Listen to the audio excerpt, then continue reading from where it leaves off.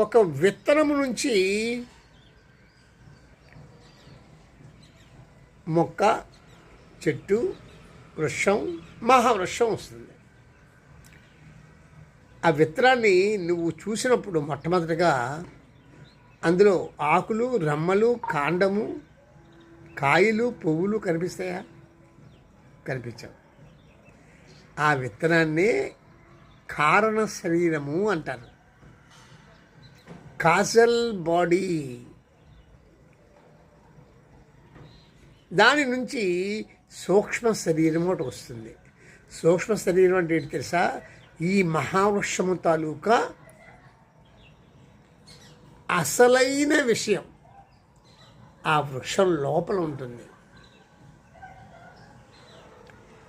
ఆ సూక్ష్మ శరీరం అనగానే అన్నీ ఉంటాయి, అన్ని భాగాలు ఉంటాయి, అన్ని అంశాలు ఉంటాయి.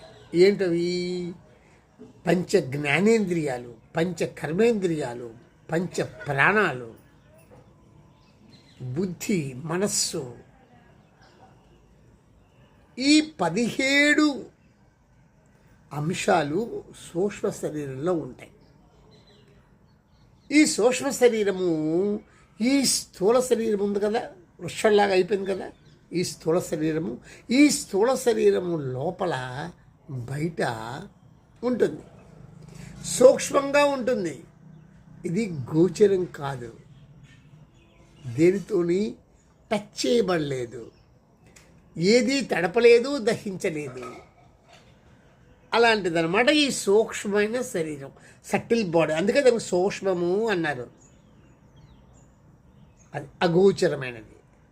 దానికి ఇన్ని 17 చెప్పాను కదా, ఈ 17 అంశాలు ఉంటాయి. ఇవి నిజమైన సూక్ష్మ శరీరమే నిజమైనది.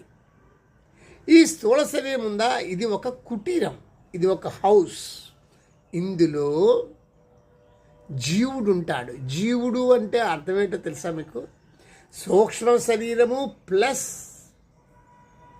చైతన్య ప్రతిబింబము, ఈ రెండింటితో కలిసినటువంటిది జీవుడు.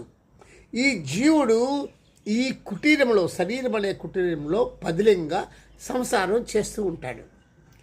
ఆ సూక్ష్మ శరీరము ఏం చెబితే, లేదా ఆ జీవుడు, సూక్ష్మ శరీరం ఒకటే జీవుడు కాదు, సూక్ష్మ శరీరంతో పాటు చైతన్య ప్రతిబింబం కూడా ఉంది. చైతన్యం ఉంది కాబట్టి, చైతన్య ప్రతిబింబం ఉంది కాబట్టి ఆ జీవుడు అన్ని పనులు స్థూల శరీరంతో చేయిస్తాడు.